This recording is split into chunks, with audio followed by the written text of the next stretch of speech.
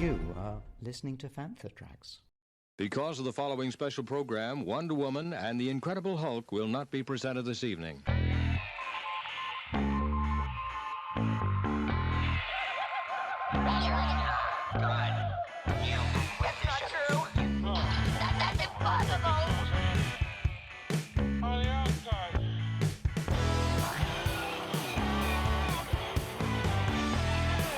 It's time to get all your Star Wars news in a single file. This is Making Tracks. Here are your hosts, Mark Newbold and Mark Mulcaster. That's not true. That's impossible. What's up, everybody, and welcome to episode 148 of Making Tracks, brought to you by those fine folk over at fanfortracks.com. My name's Mark, and joining me this week is the busiest man in all of Star Wars fandom. It's Mr. Mark Newbold. How you doing, buddy? I'm very well. That was like a Fantha Down Under intro, it really was. I quite like that. That's really good. How's things, dude? How's your week in Star Wars been? It's been really busy. It's been a busy one especially for the podcast this week. We've had a really good week on podcasts. So obviously 147 came out last week. Mm-hmm. And then on Friday, it was the latest episode 11 of Planet Leia, which is called Celebrate the Love. Claire and Johanna talk about Star Wars weddings because Johanna's getting married in real life. Oh. So they talk about Star Wars weddings. So that's a really sweet episode. And then Sunday was a very special episode, an ILM Light and Magic focused episode, where we spoke to Hal Hickel from ILM and Rose Degnan, formerly of ILM, all about their careers, the times at the company. Rose was there right at the very beginning, sort of early 76. She came in. Hal came in sort of 96, Lost World, Jurassic era, and is still there with the company now, working on Mando and right through with all sorts of cool stuff. So it was a really good episode. Very, very interesting. So yeah, it's been a very productive week. How about you? Yeah, it's been pretty busy. Continuing to ramp up planning of Star Wars Celebration in Europe with the Rebel Legion and the Mando Mercs and the 501st, and as well as trying to squeeze some troops in and stuff like that. So I'm off nice and early to Petersfield for their Force Festival, which they do every bank holiday Monday, and it's always a fun, relaxed, and normally pretty hot troop. What's dropped onto your doormat this week? Well, not a huge amount this week. It's been fairly quiet, which is probably good because, there's always stuff coming in and trying to find room for things. The only things I can think of this week that came through was the latest Peter Mayhew Foundation coin. Nice. Which is ever so nice. Yeah. I mean, those coins that they do are beautiful. It's their 10th anniversary this year of the foundation. The coins they do to raise money for the charities is beautiful, and this is another absolute stonker, so thrilled to bits with that. Yeah. How about you? You had any stuff coming? Yeah, I have actually. I have had, from Galaxy's Edge, a Camtono. Oh, nice one. Yes, God, picked up one of those from Double Box Toys, and it's actually pretty cool. I mean, bearing in mind, it was 50 quid, and really for Disney park stuff, that's actually pretty cheap. So I didn't hold out much hope that it was going to be all that, but it's pretty good. You can actually use it as a proper keepsafe safe or a safe, because the three kind of switches at the top that you can see, which is kind of something that they added for the Mandalorian but isn't in the original Empire Strikes Back Camtanos. But basically you can program in a 6-button sequence to lock and unlock the actual unit. Yeah, and then what you do is you can lock it or unlock it, and then you just turn the top and the sides kind of like pop down. It's not motorized like it is in Mandalorian. It's a bit clunky. All the details You mean are it's there. a bit McClunky? It's a bit McClunky. So that has kind of turned up. I'm really excited about that. That looks really awesome. Haven't quite decided what I'm going to do with it yet, or more importantly, what I'm going to store in it. I might have to get some Beskar ingots or something to kind of slide in there. Got a couple of Funko Pops again this week. Got some for my brother, and he sent me a couple of the Bad Batch figures that I was missing, so has completed my Bad Batch Season 1 Funko Pop collection, so ticking the box for that. I got some figures from Hasbro Pulse, again, my Reaver figures, the vintage and the retro 3 3/4 inch. Both cards damaged, again, bit like my Darth Vader one, bit annoying. Popped on the email, raised a complaint, and they did actually say, look, we don't ever guarantee that these figures will be sent in immaculate condition. And I'm just like, yeah, but bearing in mind it's Hasbro, and probably 95% of, especially the Pulse subscribers, buy-in for will be collecting. I was a little bit kind of miffed by that, but they did say we'll reimburse you. So I'm going to send them back and I will probably pick them up from another toy vendor, because I'm just like, well, that's the third time really that's happened. So either there's just some kind of supply chain issue at the moment with them, or it's unlucky. But I'm just like, well, for the time being, I'm going to take my custom elsewhere. But, that's cool. The figures were nice, and actually the Reva figures really do look nice. So I really want to make sure I get those again, because, I'm not taking them off card. They need to be minty fresh. So what's happening in the news then, my friend? News-wise, it's a weird one at the moment. There's not a huge amount going on. We're not gunning our way down towards a big convention at the moment. I think the next big one on the way is probably New York Comic Con, which is a couple of months away yet. But at the moment, it seems to be, whilst we wait for the next live-action thing to start, is Dave Filoni has been talking about Ahsoka. It's in production right now, and understandably, he's rather chuffed about it, because this means he's bringing characters that he's nurtured and brought through in animation to the live-action realm. Dave says, it's fantastic. I mean, it's everything I could hope for. I never dreamed of, in brackets, running a live-action series. As I was learning over the years, obviously he sat under the learning tree of George Lucas, but to have a character that's just come up over the years with lots of fans as they've grown up, and now she's at the point where we can do this, it's wonderful to be the same person guiding it across the different mediums. I think it lends a consistency to the character that's very uncommon. A lot of times when you're an animator, you watch your creation kind of spin off, and it's taken by other people you never know, and you want to take care of these characters because you know them so well. And it's a really unique situation we're in, but it's awesome. There's no other way to put it. The simple answer is just, it's awesome. So excited as Dave is ever going to be, that's where he is right now. What do you make of that? It is quite unique to be an animation director, to nurture a character over the amount of years that he's nurtured Ahsoka, and then get the keys to the live-action car. I mean, that's pretty unprecedented, I would say. Yeah, exactly. And I think for not only Ahsoka, but also for Dave as well. When he started, he had done like Last Airbender, and then moved on to Clone Wars, and he's become an integral part of Lucasfilm, and he has got that link. You sometimes actually hear a lot of like Lucasfilm staff kind of mention that, don't you? But like he's like now really the last remaining touchstone to George in the company from a creative level, who understands Star Wars and Star Wars storytelling. So we talk about this both as a positive and I think also negative, when you have a animated character and then they take a different approach, when they take them into live action and it's not quite consistent, and then we all try and defend it and go, well, animators kind of like different style and stuff. Yes, that works for the aesthetic of a character, but I think the actual character itself and the type of character they are and the qualities that they possess, that should be consistent. And so I think there's nobody better than Dave Filoni to be able to shepherd Ahsoka and make sure that she does line up, because I think also it emphasizes how important this character is and how important Lucasfilm realise this character is to their fandom that actually they're bothering with. You take the Grand Inquisitor from Obi-Wan, and it's a shame that they kind of did that whole thing where Rupert Friend didn't watch any of Rebels and stuff like that, but he isn't such a big character that actually it's that irksome really. But obviously if they took Ahsoka and was like, right, this is a whole new brand new fresh take and everything that you've seen in animation doesn't really matter, I think that would be a shame. So I'm really glad that he's taken the time and the consideration to do this. Well, there's two bits of news, and I'm going to fold in the next piece of news because it's very relevant to what you've just said. Natasha Liu Bordizzo, she's playing Sabine Wren, obviously, in the Ahsoka live-action series, and she was also speaking to Variety about her character, and they asked her about Sabine. So they asked her, once you got cast, did they suggest that you binge Star Wars Rebels, or did they not want you to recreate anything?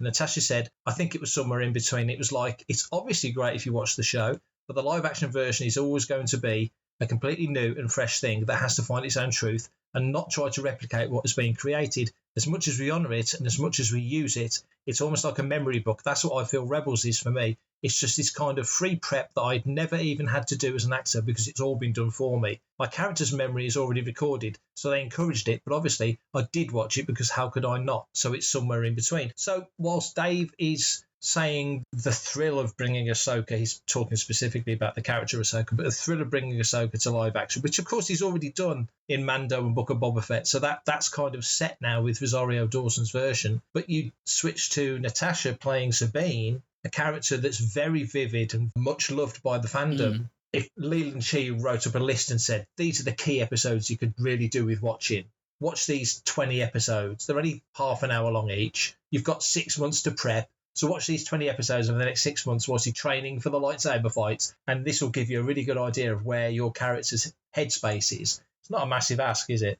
With some characters, they need to do that, and maybe with others, they're a little bit less precious about it, for lack of a better term. I suppose from an artiste perspective as well, you've got to think, I've been cast in this series. Now, do I just need to follow what they did in animation, or do they want me to do something different? Now, also, again, it's like part of this can be explained over time. You know, the changes in perspective and the changes in attitude, and that can happen because of life experiences. Prior to A New Hope, to obviously the events after Return of the Jedi, that's a nice big chunk of time where, like, Sabine could, you know, fall in love, have her heart broken, you know, get married, have kids, whatever, and then lose her husband or wife or whatever. But, you know, there's all these kind of like life experiences that could have actually happened, and that could change the character. So maybe they're like, well, actually, the character that she is now doesn't necessarily need to be informed hugely by the character that she was. I think it comes back to what I said about Ahsoka. I think, yes, Sabine is a popular character and she's very popular with some fans, but I don't think she is as beloved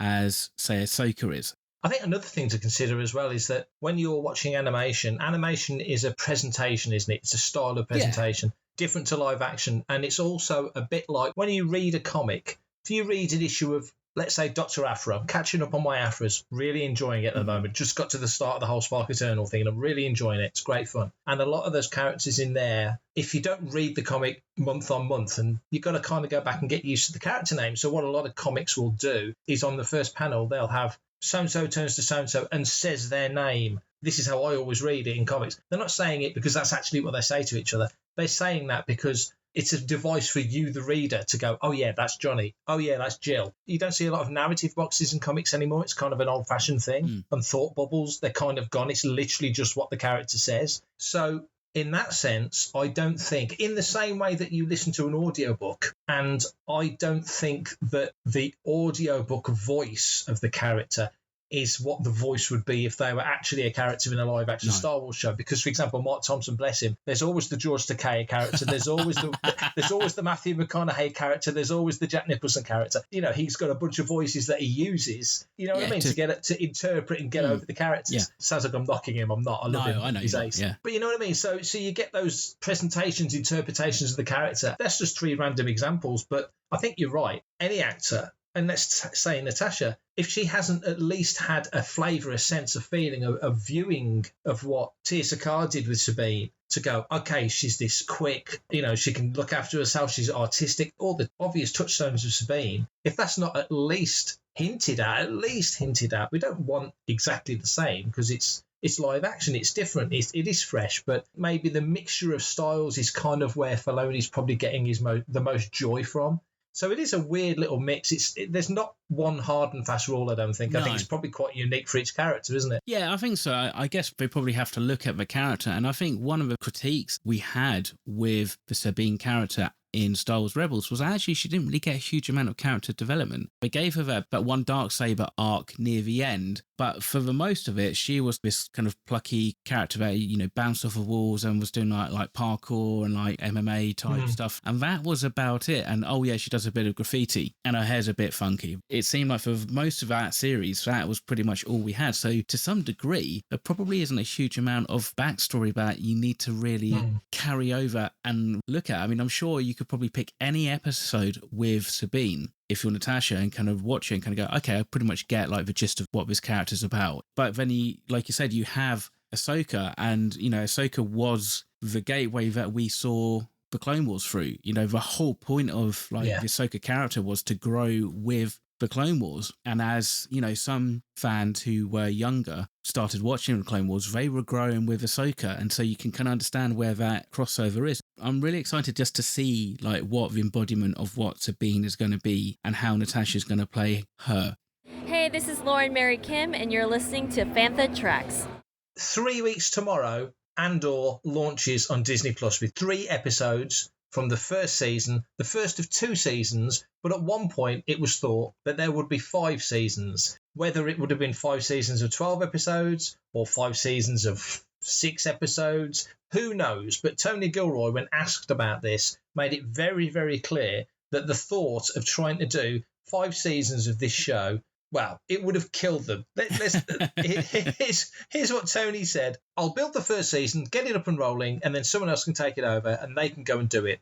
But that wasn't really feasible. There were many times along the way when it was just like, man, what have I done to my life? Why did I do this? This just can't be worth it. That's a hard conversation to have with yourself when you're in it. So he says he realised that things have got pretty dire because the show starts 5 years before Rogue One, and the plan was to end the series before the events of the movie, of course. But season 1, which spans the year of Cassian's life, took 2 years to make. Maintaining the show's massive scope for 4 more seasons, therefore, felt overwhelming. He says he just couldn't possibly physically make 5 years of the show. I mean, Diego would be like 65 and I'd be in a nursing home. We were panicked. We can't sign on to this forever. So I think what he's saying in the article, it's a great article, goes into depth by saying that with this particular show, they've built these massive sets down in Little Marlow. They've travelled all over the UK. They've done it as detailed as possible. That set is apparently incredible. We did actually have an article on the site from the Global Press Conference, the virtual Global Press Conference from a few weeks back. And in there, all of the actors is the thing I focused on the most from the transcript, was the actors all saying these sets are incredible and that you can go into any room and turn down any corridor and open any drawer and there's something in there. So they've gone as granular as they've ever gone. That level of detail, does that give you hope that we're going to get a really unique Star Wars experience with Andor? Yeah, massively. I think Andor is a one that I think is going to really catch people off guard. I think they're going to be so fixated on House of Dragons and Lord of the Rings, and then blam, Andor's going to come out and they're going to be like, holy hell, this is proper storytelling on the small screen from Star Wars. So, the fact that they're talking about like that level of detail, I think it's fantastic. And it also kind of goes to show like maybe what kind of director Tony Gilroy is he's trying to really get the performers to be immersed in that environment, doing stuff like that. I think it's fantastic. And also I think it's probably quite a sensible decision because, like you said, making a TV series and making a film in this day and age on this kind of level, pretty much very similar, except for you have to make a film, you have more time and a bit more money. And in TV, you seem to have your schedules condensed and compressed, and the same with your budget. But yet, both of them are hard work. And also, sometimes just to get them finished is a bit of a miracle. And so, by the sounds of it, just by the kind of nature of the show, you can imagine. But yeah,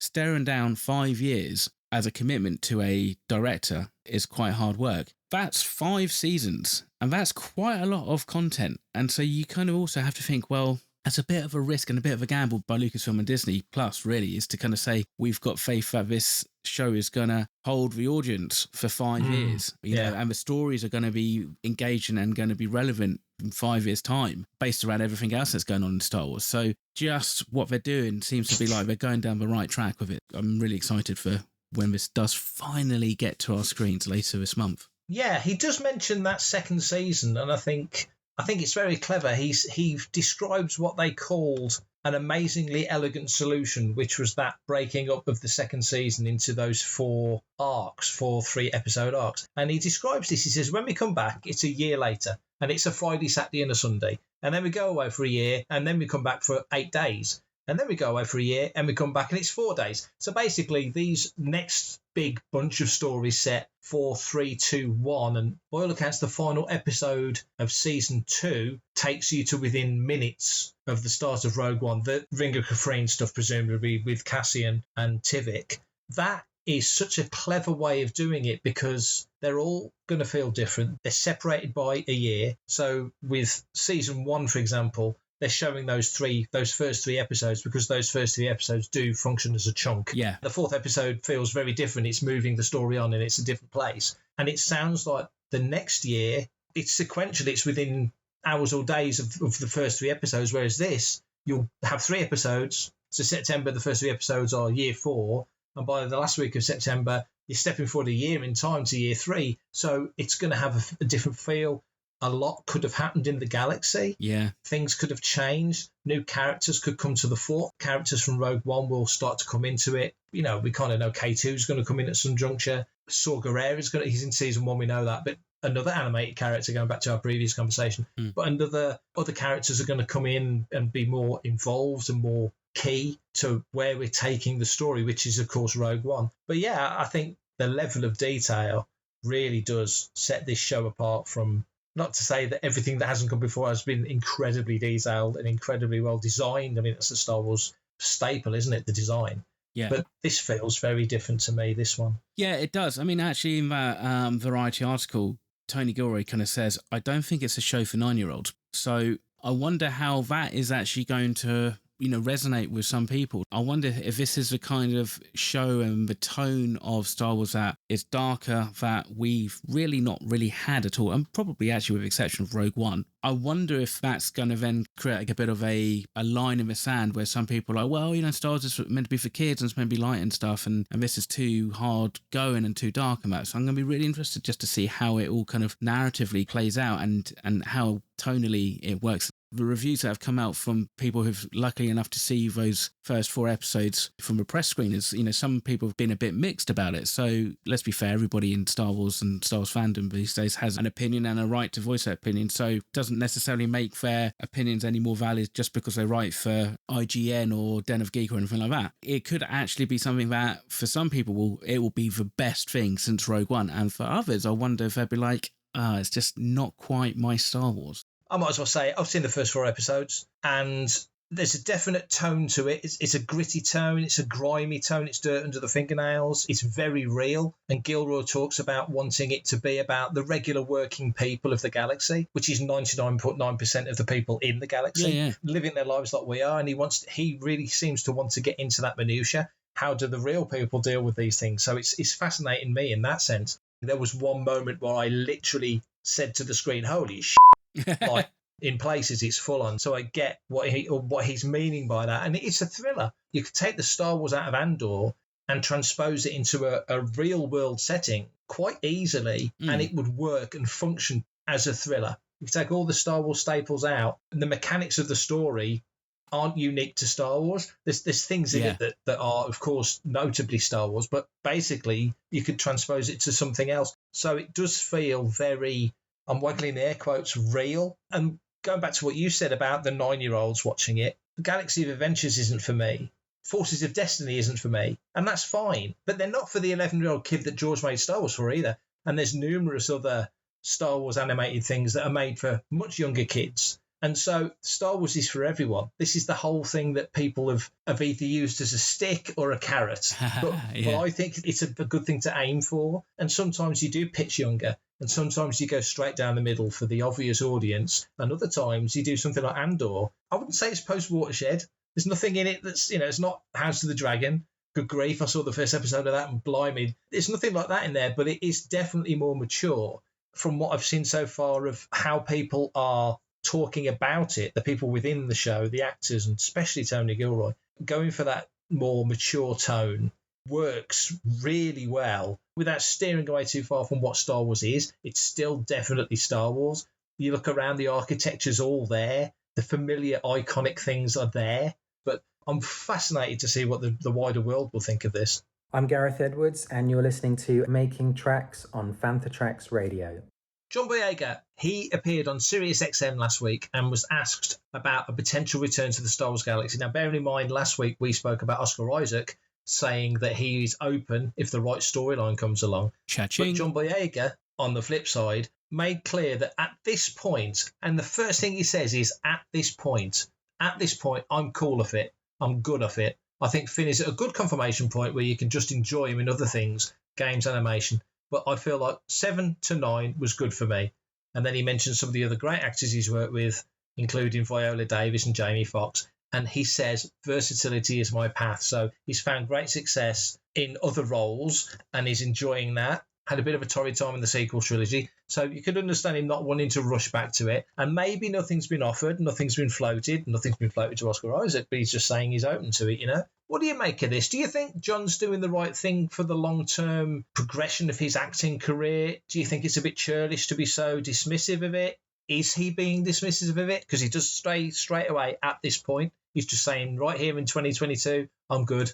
To be fair, I think it's an honest statement, really. I don't think he's kind of fronting or anything. I think it's more like, well, yeah, I've worked on some other stuff. Maybe there's stuff in there he's got bubbling away in the background that we're not aware of. And that, I mean, like Attack the Block, that's in pre-production, and the Test, that's in pre-production. He's just finished They Clone Tyrone. I think that was with Jamie Foxx. So, I mean, I'm guessing that's got a 2023 release date. If he's getting the roles that he wants and he's getting the opportunities that he wants to take and stuff like that, then I guess there's no real reason. It could change overnight, couldn't it? It's only going to take, for some people, it's just like a case of watching somebody else in a show and go, oh yeah, actually, if they can do it, I can go back and do that, or I can go and do MCU or something like that. I'm guessing that just means that he's got enough on his plate and he's earning enough that he doesn't necessarily need to. But also, maybe the same question could be asked to Lucasfilm as well. Do you want to carry on beyond 9, or is that the end of a line for now? And are you just completely happy filling in the gaps between Day Zero and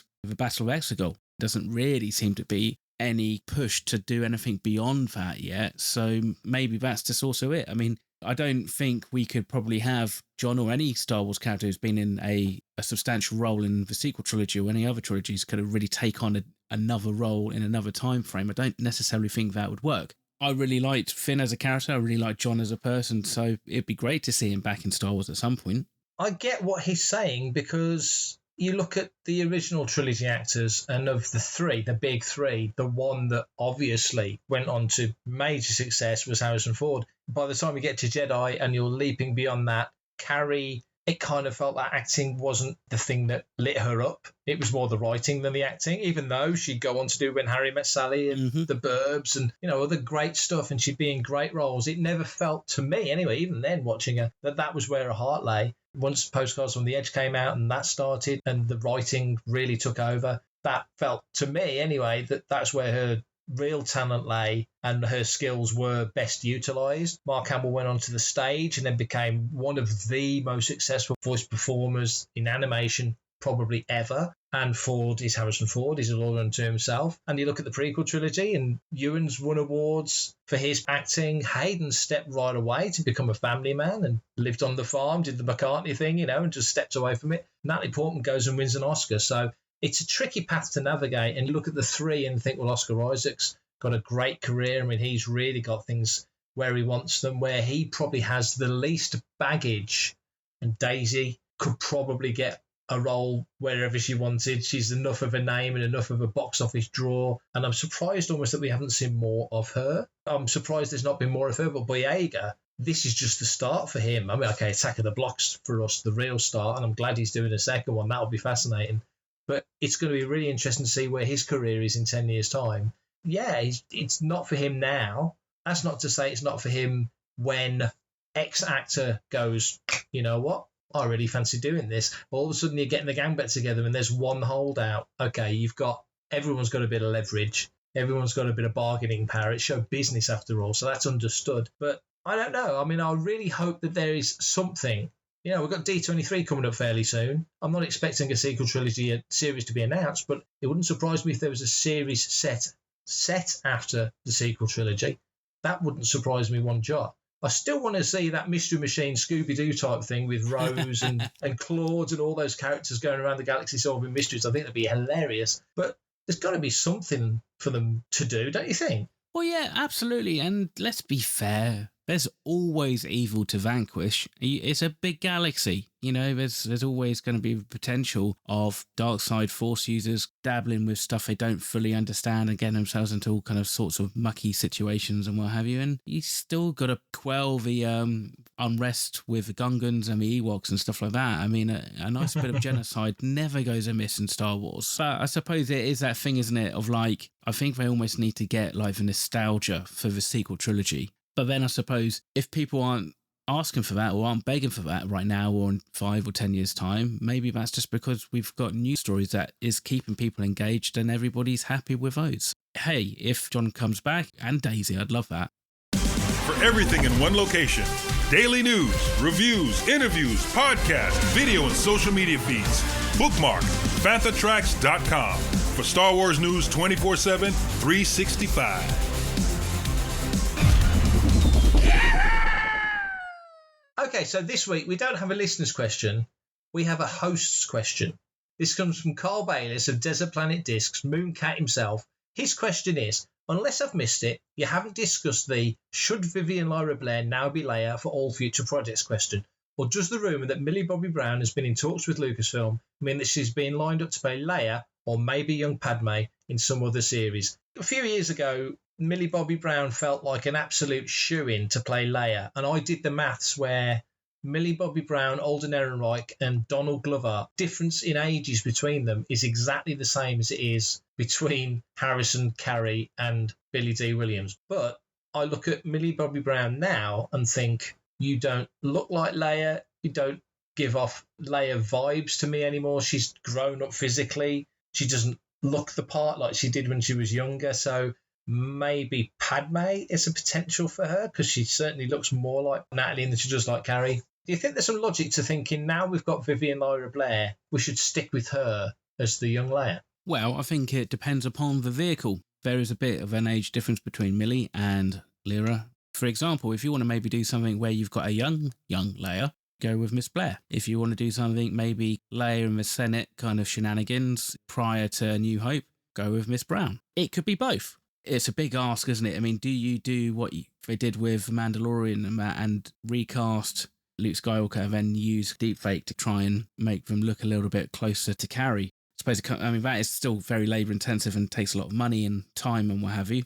I would imagine Millie Bobby Brown commands quite a bit more for like an acting contract than Miss Blair does. So it might come down to that at the end of the day. In the recent episode we had out with Hal Hickel and Rose Degnan, specifically Hal mentioned advances in visual effects. And of course we talked about stagecraft, and the AI was used to make Mark Hamill look 30 years younger in Book of Boba Fett and Mandalorian. And there's a sensitivity around that because you're talking about a living actor who, in Mark's case, he's 70 now. You're trying to get him to look like he did 30 plus years ago.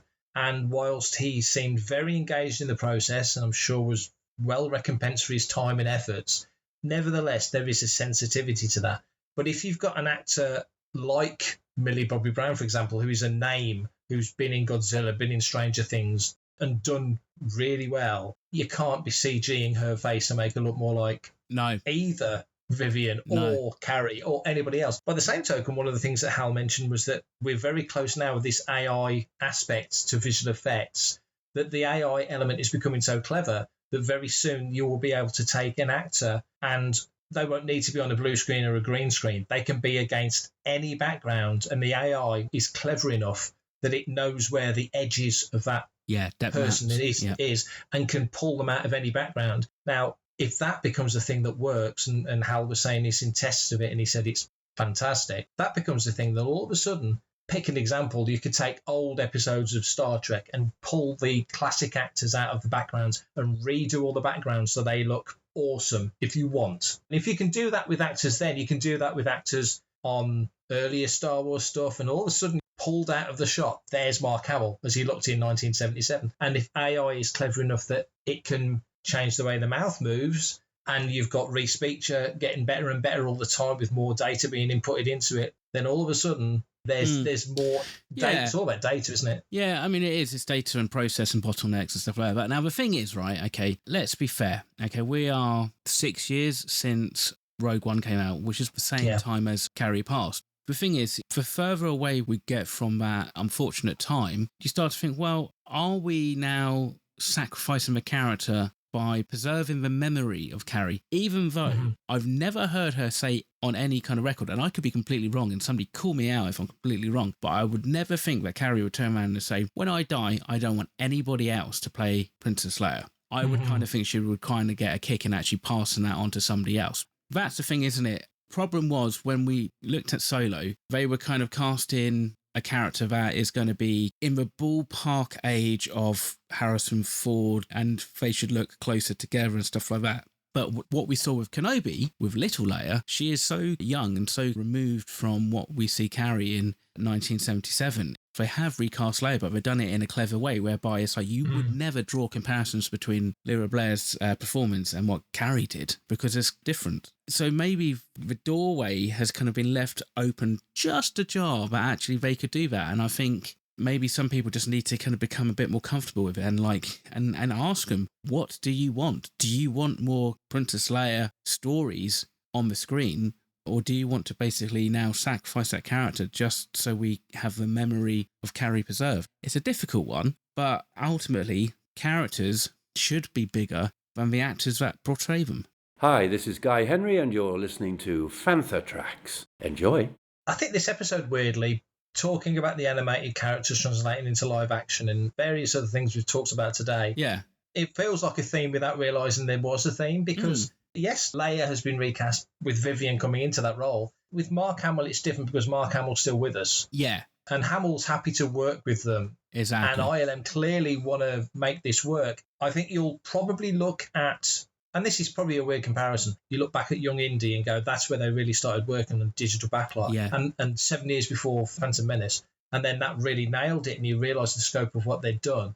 I think maybe we'll look back at Mandalorian and Book of Boba Fett and go, wow, when they did Indy 5 and they made Harrison Ford look 30 years younger and was the first real excellent execution. I know you saw stuff in Civil War and Samuel L. Jackson doing it in Captain Marvel. The guy's alive. They could have easily recast a younger actor, but he was happy to do it and give it a go. Maybe there's a halfway house. I think what you're saying is right. It's to the point now where if we do want to fill in all these gaps, and Lucasfilm clearly do, there has got to be an element of not being precious about it. And it's not dishonouring Carrie, but I don't believe personally that she would have been averse to it. That's just my read of it. I've never read anything contrary to that. Yeah. Get the right person and get the right actor or actress in to play whichever role. And if you've got a great Luke Skywalker story to tell, the 10 years leading up to Force Awakens, let's say, and somebody just comes out the blue and all you need is the feel of Hamill's Luke. It doesn't need to be an impersonation. It's a bit like in Strange New Worlds, I'm saying Trek again, they've got a guy in to play a younger version of Captain Kirk and certainly doesn't look remotely like Kirk. Good grief, I enjoyed those episodes though. It didn't affect them at all. They were absolutely brilliant. Even with a beloved character like that, it can be done. So I think it's horses for courses, really. I'm really rambling here, but I think it depends on the situation. Yeah, I think so. You wonder what the impact and the fan reaction would have been when those elevator doors open and we see Luke Skywalker take off his hood and it's a different actor playing that character. I wonder if the elation would have been the same because ultimately it's seeing Luke Skywalker or whether or not it would have been diminished because it wasn't Mark Hamill. Unless Lucasfilm and ILM, they actually did some focus group testing. I mean, we're never going to know, really. Obviously, as this technology gets more democratized and more VFX post houses are able to use it and it's being used on more productions and, the cost comes down, then it might end up being a thing of like actually us saying when they do recast a character, oh, why did you recast a character? Why didn't you de-age it? It's going to be a creative and an artistic reason as well. So it's going to be fascinating just to see how this technology develops over 10, 15 and 20 years. That's a great point you make. I'd not quite considered it, that those doors opening and Luke being there, but it not being Hamill. I don't know, maybe the tech is improving so much that soon we won't even think twice about it. It'll just be, that's nailed it. Then you get to a point where certain characters, and this is where I think it will get tricky as an art form, because you'll cast a brand new character with a cracking actor. They'll knock out brilliant performances. And then you'll bring in the double who's going to be Mark Hamill for this episode. And it's not going to be an authentic performance. He's kind of a stunt double. And where does the performance, the art, where does that override the technicality of just making this happen when you could just get another guy who's looks enough like Hamill that we buy it? It's a tricky one. I think it's certain characters. I get it with Luke. I think it's going to differ for different characters, like the animation thing we talked about at the top of the show. There's a part of me that thinks that probably knowing how the film industry work, and I wouldn't be surprised if it goes full circle. Everybody wants suddenly everything being de-aged, deep-faked and all that. And then basically there's a pushback by the audience. Balance gets righted, because it does seem to happen quite a bit. I mean, we kind of saw it with CG to a degree, isn't it? Like, everything kind of became CG, and stuff that really hadn't really needed to be CG became CG. And now we're in this position whereby actually it's kind of righted itself, and actually people understand the technology and the creative use of the technology when it's really helpful to use it, and when actually sometimes it's nice to not necessarily need to use it or not rely on it so much. That's probably what will happen with this as well. I think, maybe over time, whether or not it's going to be in the next 20 years or 5 years or 10 years or something, that might happen as well. But of course, we've spoken a lot today about, Lucasfilm have got no plans to do anything beyond episode 9. So you guarantee it, on Monday, before this episode actually gets released, Lucasfilm's going to release a press statement saying, the Taika Waititi film's going to be episode 10 and it's going to be set 15 years after Rise of Skywalker. And all of this will mean nothing. Well, I think we should probably leave it there. Otherwise, Lucasfilm will no doubt torpedo all our speculation for this episode. I'd like to say a big thank you very much to Carl Bayliss, Mooncat Drums, for sending in that listener's question. That was actually quite an interesting discussion point. So well done to Carl. And of course, if you want to send in a listener's question, that'd be most appreciated. Mark, can you let the listeners know how they can do that? I certainly can. Thank you as always for listening to Making Tracks. If you want to be a part of the action and stay updated on all the latest Star Wars news, visit fanthatracks.com or check out the free Panther Tracks app through the App Store to follow us on your mobile device. You can reach out to us and send in your listeners' questions by emailing radio@panthertracks.com. Send in a question, we will discuss it, dissect it, disseminate it, do all the things that start with the letter D to it. Comment, like and share on any of our social media feeds at Panther Tracks, and be sure to subscribe, leave a review, preferably a 5-star one, on Amazon Music, Audible, Apple Podcasts, Google Podcasts, Spotify, or your podcatcher or smart speaker of choice. And as always, thanks to James Semple for composing the Panther Tracks intro, Adam O'Brien for our Making Tracks opening music, and Mark Daniel and Vanessa Marshall for our voiceovers. Remember, tune in to Good Morning Tatooine. It's live most Sunday evenings at 9 o'clock UK, 4 p.m. Eastern, 1 p.m. Pacific on Facebook and YouTube. And check out our Panther Tracks Radio Friday night rotation every Friday night at 7 o'clock UK time for new episodes of The Phantom from Down Under, Planet Leia, Desert Planet Discs, Start Your Engines, Collecting Tracks, Cannon Fodder, and special episodes of Making Tracks, and every Tuesday at 7 o'clock UK time for your weekly episode of Making Tracks. And just to say, hopefully, fingers crossed, if everything goes well, this Friday it should be the second episode of Collecting Tracks, and that's me done for this episode. Well, there you go. Thank you very much. I hope everybody can remember all that information, and if you can't, then by all means hit myself up on Instagram and Twitter at @mmulcaster, and of course you could always give Mark a poke as well on Instagram and Twitter especially, and he is at @prefect_timing. Until next week's episode, everybody stay safe, take care, may the Force be with you. Coming up next on Fantha Tracks Radio, it's Collecting Tracks.